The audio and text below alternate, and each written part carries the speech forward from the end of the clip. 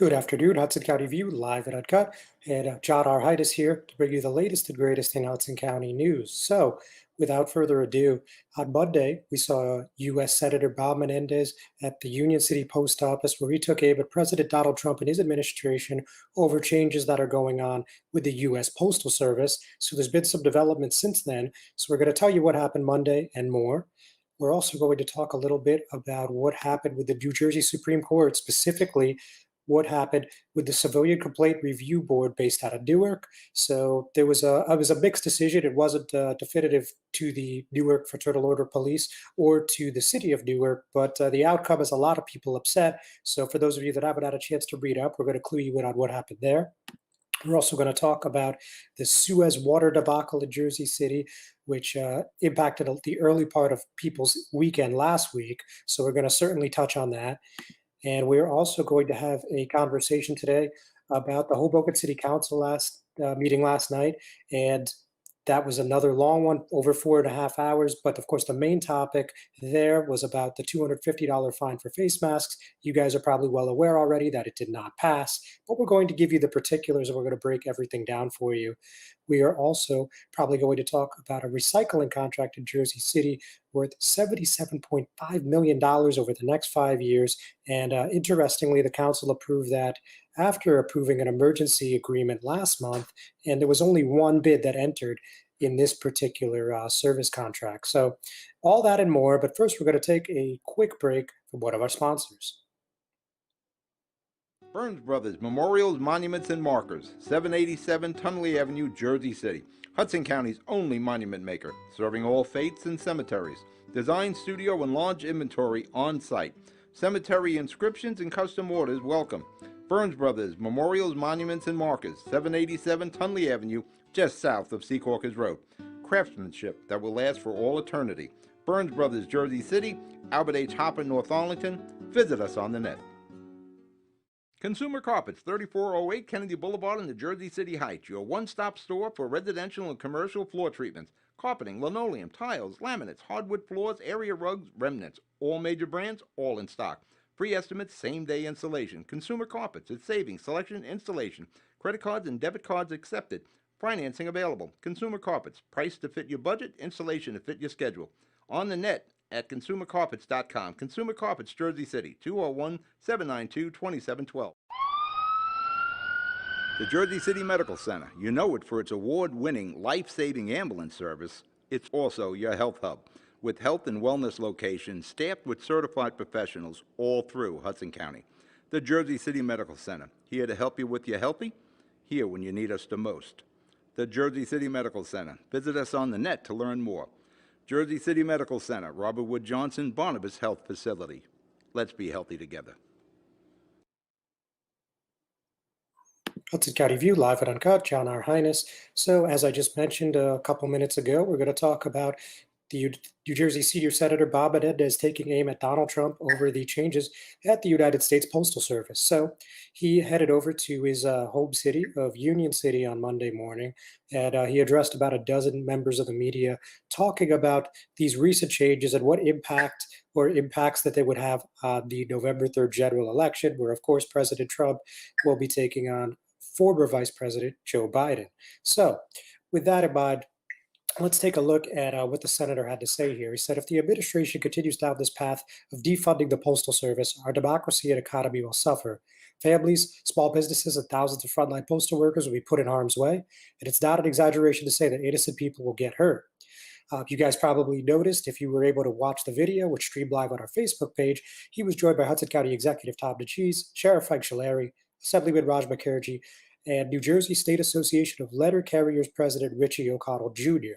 So, in particular, Menendez took aim at some things that Trump said on Fox News last week, and in that specific statement that he took umbrage with was, if we don't make a deal, that means they don't get the money. That means they can't have universal mail-in voting. They just can't have it.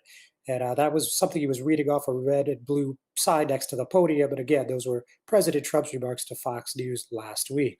So in response, Menendez stated the President of the United States is on record saying he will not fund the post office because he believes it's in his personal political interest to disrupt and discredit the election process and disenfranchise millions of voters.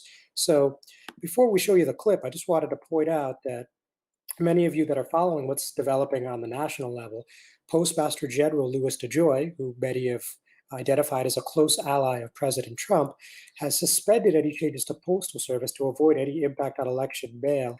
And what he specifically said was to avoid even the appearance of any impact on election mail, I am suspending these initiatives till after the election is concluded.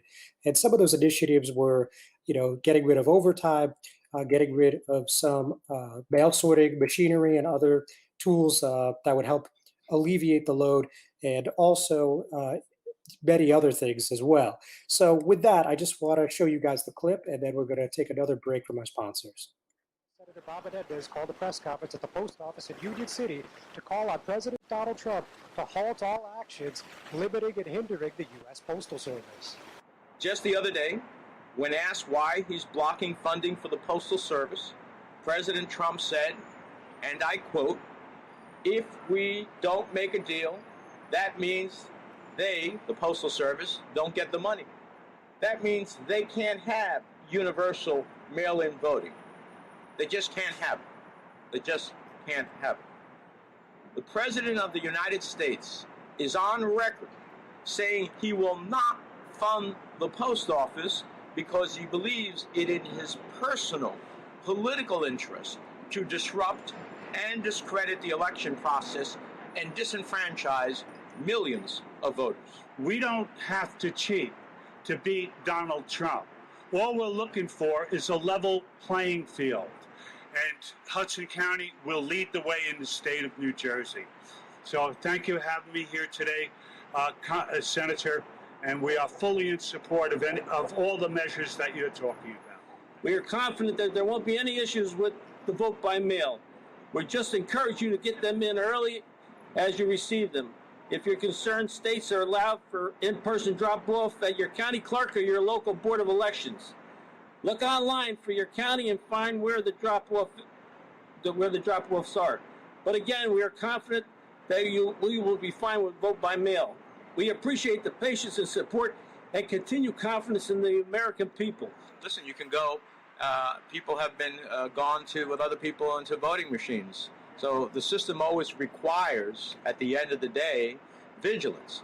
But the bottom line is, overwhelmingly, millions of people in this country have voted by mail, and they have voted successfully, including the President of the United States. Why is it all of a sudden bad for everybody else, but only good for him?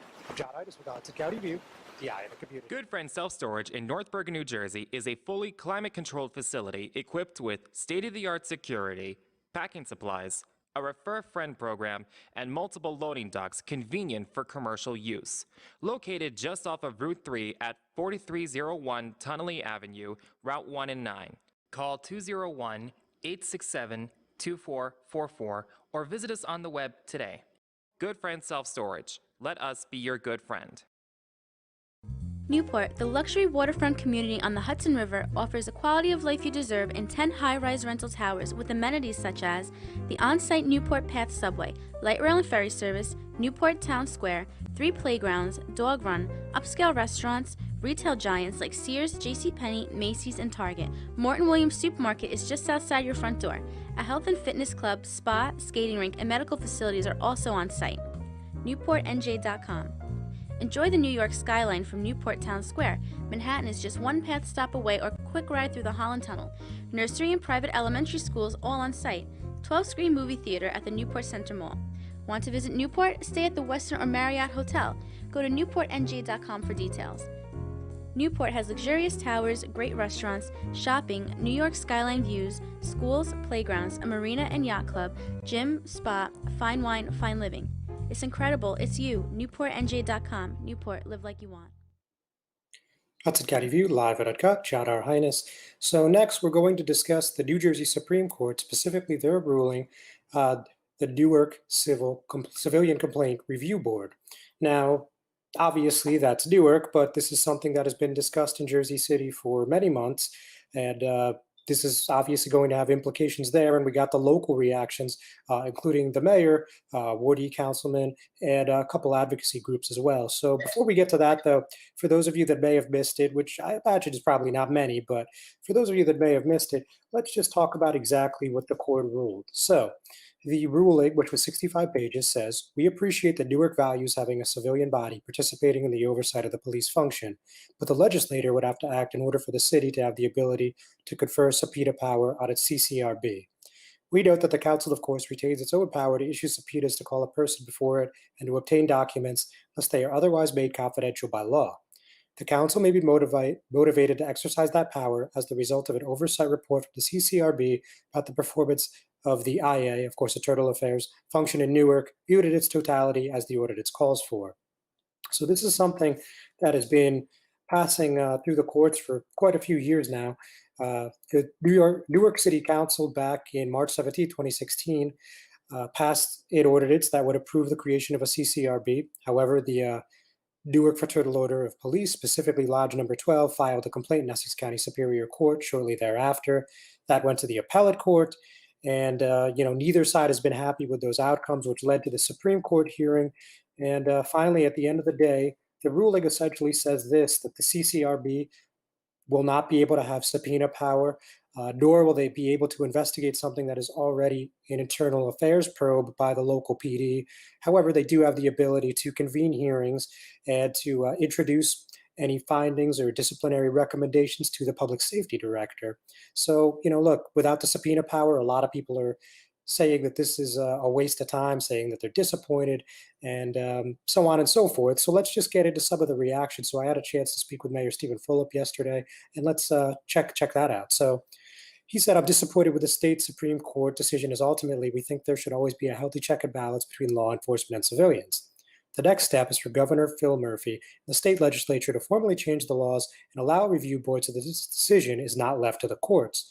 So for those that maybe haven't been following as closely as some others, the reason that there keeps being mention of the legislature here is that since subpoena power can't be issued based on the Supreme Court's ruling, the state legislature would have to amend any local legislation, state legislation that would have to do with civilian complaint review boards. And many of you are probably familiar that there is one like that from Assemblywoman Angela McKnight. So that's something, again, that would have to be amended based on this latest decision. But there's plenty of time to do that. I mean, it's only been heard by one assembly committee thus far. So with that in mind, we also heard from, as noted, Ward E Councilman James Solomon. You guys probably know that he has a proposed ordinance that would implement the creation of a CCRB in Jersey City. And obviously, he wasn't thrilled with the outcome here. Similar to Fulop, he said the court's ruling is disappointing. It significantly weakens Newark CCRB, harming its ability to establish trust between citizens and their police force. Jersey City's response should be twofold. First, we can continue our work to put the framework in place for a strong CCRB. Simultaneously, we should partner with allies such as Assemblywoman McKnight in Trenton to pass enabling legislation to authorize strong CCRB statewide. We cannot let this moment pass. Now, I know quite a few of you that I spoke with and have also seen on social media participated in a Zoom call that it had the Jersey City Anti-Violence Coalition Movement, Jersey City Together, the ACLU, Councilman Solomon, and many others, but those were the main organizers for this call to talk about the Jersey City CCRB. This was organized before the ruling came out, though, so that's obviously something to keep in mind. But prior to that, I got a statement from the Jersey City Anti-Violence Coalition Movement and Jersey City Together. And in short, they said now is the time for our legislators to act. Assemblywoman McKnight should amend her bill now to ensure that this is possible. So while I didn't have a chance to speak to the Assemblywoman directly, she did put up a Facebook post about this, and it said, if municipalities decide it's necessary to create a civilian review board, then subpoena power has to be an option on the table. We will continue to work on legislation that will support communities in their endeavors. So with that said, I just want to add that we did cover, Corey McDonald specifically covered that Zoom call. And while we weren't quite able to push it out this morning, it was a really busy evening last night. We will have that just a few minutes after this program concludes. So with that in mind, we're just going to go to a quick commercial break. Most women who give birth recover without problems, but any woman can have complications after the birth of a baby. Learn the post-birth warning signs, such as fever, headache, chest pain, shortness of breath, increased bleeding, or thoughts of hurting yourself or someone else. Knowing these can save your life or the life of someone that you love. Trust your instincts. If you feel something is wrong, call and get evaluated by your healthcare provider. If your symptoms get worse or you do not hear back from your physician, call 911 or go to the nearest emergency room. RWJ Barnabas Health. Let's be healthy together.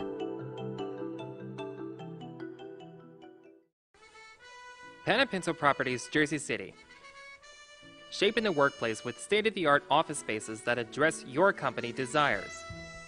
Building residences that define your home environment, adjacent to all modes of transportation with on-site parking available.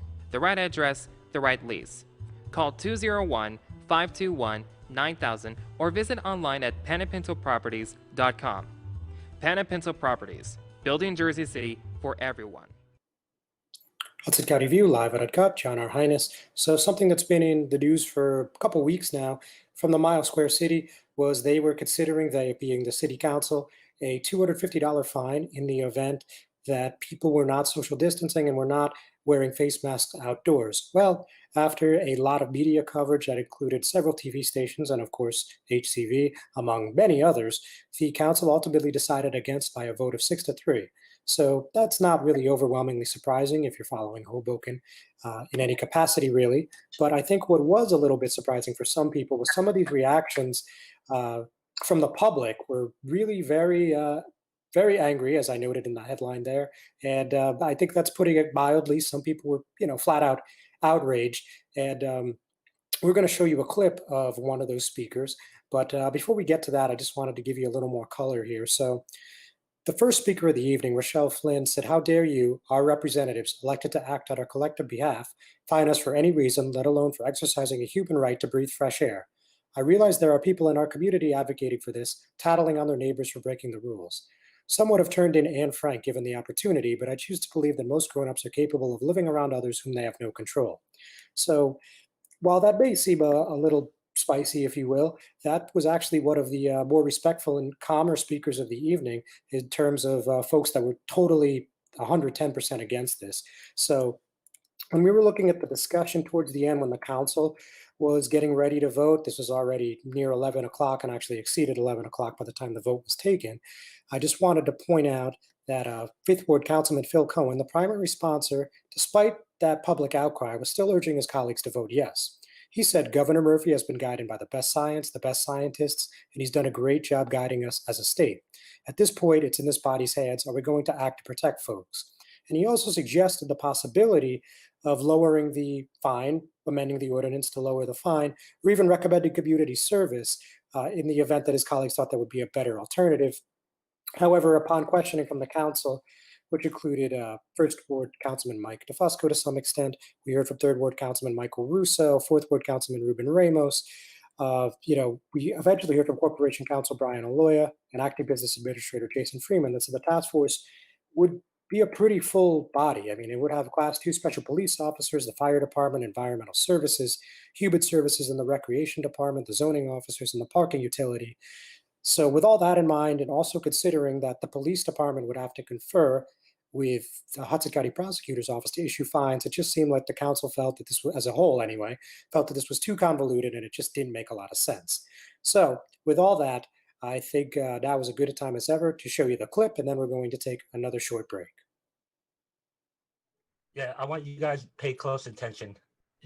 Fascism will not be tolerated here. We are tired of being oppressed. We, the people, demand to be left alone. You are suppressing the people, putting people in fear, subverting the mainstream media with mediated false reality of science with these fake hoaxes to control the minds of the people. No one died. No one cried. Hashtag film your hospital. I know you guys are stonewall, deaf, muted. You're putting out these manipulated surveys stating you're feeling safe. It's not about feelings. Your feelings does not trump the people's constitutional rights. Fire the city attorney. If you don't feel safe, stay the fuck home. Hey, I'm sorry. Wait, I put you on mute because you've cursed twice now. No cursing allowed on here. You got one more shot. I'm not aware of a suppression of the right freedom of speech. It's I not know. freedom of speech. We do have that you have to have proper decorum in our council rules. If you choose not Okay. to, then I'm sorry, I will have to Thank, remove it. thank you. Thank Just you. don't curse. I wasn't aware of that. You know, if you recall the trials of Nuremberg in Nazi Germany, people were saying they were just taking orders. You know, when all this is unveiled, the police will be saying that, you guys will be saying that you are the public servant. You work for the people, not a selective group of people. My family and I will not put on a face diaper out of fear.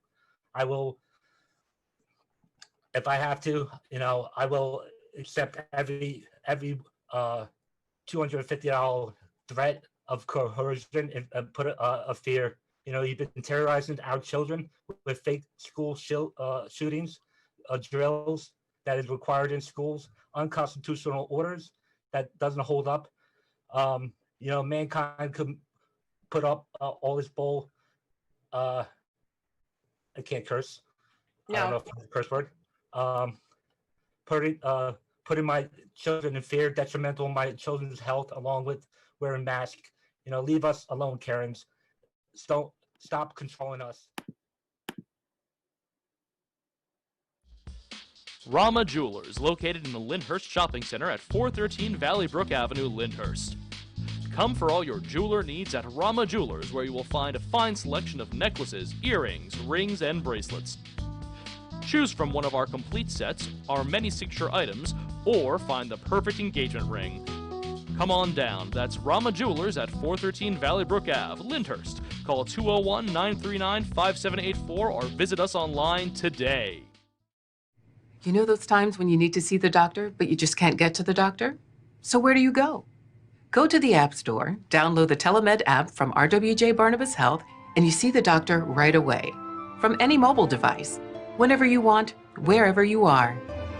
Quality care, no appointment necessary. The doctor is online when you download the Telemed app.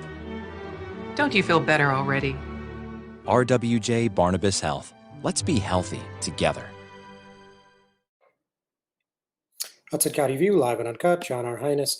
So as also mentioned at the top of the program, I would be remiss if we did not discuss this whole Suez scandal or controversy, whatever you want to call it, from Friday. So as many people in Jersey City recall, in the morning, I think it was 10:30 or so on Friday of last week, the city tweeted out that a boil water advisory was in effect through 3 p.m. on Saturday out of an abundance of caution. And Mayor Stephen Fulop also added that an irregularity was found near Christ Hospital yesterday, which at the time would have been last Thursday. So, while that may have been a little inconvenient, I mean, nobody was particularly worked up. I mean, these things happen in Jersey City, Hoboken, Bayonne. I mean, not terribly unusual, right? However, that all took a turn when Suez tweeted at 6:19 p.m. again last Friday that a positive E. coli test in the Jersey City water system had occurred, and they linked to a PDF file showing the initial test was on Tuesday. So obviously people were pretty annoyed that they had been, to put it mildly, that they had been drinking the water for 3 days without any advisement, recommendation, etc. So the notification said, on August 11, 2020, we collected a sample from the distribution system. A sample tested positive for E. coli. Additional samples were collected on August 12, 2020, that confirmed the presence of E. coli on the evening of August 13, 2020. These bacteria can make you sick and are especially a concern for people with weakened immune systems. Bacterial contamination can occur when increased runoff enters the drinking water source, for example, following heavy rains. It can also happen due to a break in the distribution system, the pipes, or a failure in the water treatment process. So, certainly I don't think that's something that most people want to read, particularly with everything going on with the current public health emergency. So, as you can imagine, there were a lot of hot takes, and most of them were not particularly friendly. But with that in mind, we heard from Morty Councilman James Solomon on this, and he was calling for the council to have these Suez executives actually testify in front of them, which happens occasionally, but not often. And specifically, he said the fact that Jersey City just learned of E. coli in our drinking water 72 hours after the initial test and 24 hours after a second positive test was confirmed is unacceptable. City Council must investigate and call Suez water executives before asked to testify. And we heard from Suez spokeswoman Shari Gold, And she didn't really give a whole lot of new information, but she did say we immediately contacted the New Jersey Department of Environmental Protection and informed them and began taking actions to resolve this issue. We have flushed the system. We have taken additional samples. We have confirmed that the levels of disinfection were appropriate. So we heard that, and then we also heard from city spokeswoman Kimberly Wallace-Gassione, who was critical of Solomon for "quote unquote" politicizing the situation. And she said while the city would be open to hearings or any sort of testimony, they said they want to figure out what exactly happened first. So many people online, particularly on Twitter, were far from happy with this, and they weren't willing to give the administration a pass. We looked at a tweet here from Megan Carolyn, who said, "I'm so sick of living in a city where leadership means let's keep this quiet because it might alarm people and look bad. And oh no, the information is out and now it looks even worse again and again and again and again and again and again." Yeah, obviously not very happy. And we heard from the mayor on this a second time, actually multiple times, but second time he said, "We are extremely concerned, extremely disappointed at Suez here. The time lag between when Suez was first aware of the issue with a test result and when they notified the city of a potential issue is absolutely unacceptable. As a point of reference, Suez does about 160 tests per month citywide, every month, and this is the first time I could recall any abnormal tests in as long as I have been involved in government." So for context, if you're not aware, Mayor Fulop was elected to the Wardy Council in 2007. So, it's been a fair amount of time, fair number of years. With that, I don't have a lot of new information on this. I mean, I did speak to a representative for CarePoint Health, who is the operator for Christ Hospital, and they said that Sue has informed them of a problem on Wednesday, of course, 2 days before the boil water advisory, but we really haven't gotten anything further from that. Not a topic that many people appear to be conversational on. But when we hear more about this special hearing, or if it's the next regular hearing of the council, and if Suez is going to indeed have representatives testify, we absolutely want you to know, and we will keep you abreast on that. Actually, just a quick clerical point. I mean, I said last week I would keep you guys informed about what's going on with the schools. So I just wanted to reiterate, in case you missed it, that Union City, West New York have committed to an all remote learning school year for September at least. And we know that as of today, Weehawken was still going to do at least one session in person. And we also know that in West Hudson, the schools will be doing remote learning, as well as the Hudson County Schools of Technology. So just a very short update, just something that I said I would provide, so didn't want to forget about that. So another thing that I think went under the radar at this council meeting, I mean, these Jersey City Council meetings have made Hoboken look really brief and concise in comparison. I mean, these Hoboken meetings, or sorry, Jersey City meetings are going 7, 8, 9 hours, which is, I mean, unheard of even by Jersey City standards. But with that, we do know that one of the contracts they approved was a $77.5 million waste removal recycling contract with Regional Industries, which is based out of Elizabeth. And one thing that made this kind of interesting, number one, almost the entire council spoke out against this last month, but they approved an emergency deal and appropriation so that the recycling and garbage pickup wouldn't cease to exist or wouldn't stop basically in its tracks. And even after that, there was still only one bid and there really were no alternatives, which is not something that I see very often. We heard from Ward 8 Councilwoman Denise Ridley. She said, "I think the council has expressed on numerous occasions throughout the year their displeasure with regional, and similar to a recent vote with regional really not having an additional option at the moment, being forced into a corner. While I'm not happy, just like most residents aren't happy with regional service and the constant renewal of contracts continuation with this company, based off of our conversations at caucus, seems like we don't have any other options at this time." So obviously, speaking of time, we're running a little short, so I'm going to kind of jump to the end here. Wardy Councilman James Solomon said this is a failure. 2 years ago, we brought regional in. We all said every single ward said the service is substandard. They announced publicly at a public meeting their promises of better service, including specific action items, and they didn't. Then they did nothing. For 2 years, they didn't act on a single thing. And the council president, Joyce Waterman, said, "I think they need to prove themselves because they're just terrible. That's all I could say. They're just terrible." The resolution passed 5-2 to 2, with Solomon and Councilman at Large Rolando Lavaro voting no, while the council president and Ward C Councilman Rich Paggiano abstained. With that, ladies and gentlemen, we're going to call it a week. Thanks for tuning in. We appreciate it. Everybody stay safe, and we're actually going to be on a 2-week hiatus, so we'll see you in September.